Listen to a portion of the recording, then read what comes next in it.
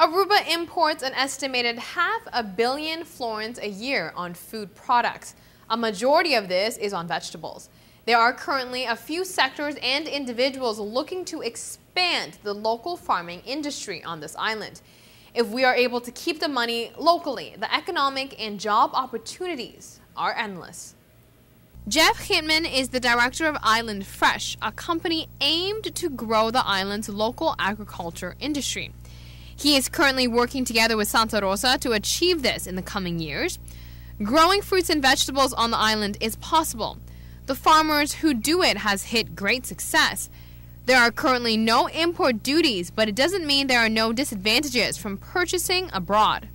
Currently there's no import duties on vegetables onto the island. So, to my knowledge, unless that's changed relatively recently.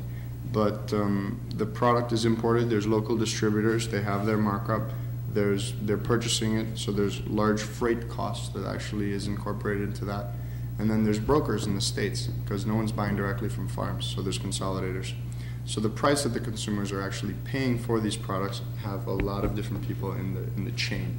Expanding local farming would also pave ways for hundreds of jobs.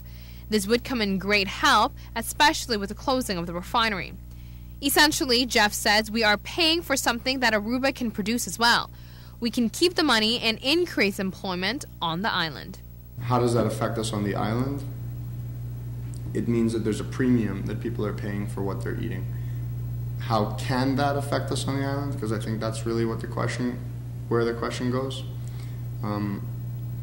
You're talking about a tremendous amount of jobs that could be created on the island to support our